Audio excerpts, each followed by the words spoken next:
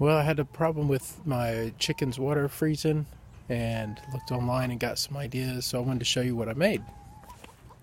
As you can see, I've got a power cord running from the house out here to the coop. And then inside, I set up a very simple little system where the power cord runs underneath the coop and the water sitting on top of the license plate, which you can see there. And then underneath the license plate, sorry, spilled some water. Underneath the license plate is just simply a light bulb hooked up to the end of the extension cord.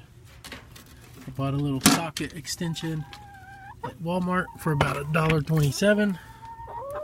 And then this water jug just sits directly on top of that. That's enough heat that it keeps the water from freezing. Works like a charm.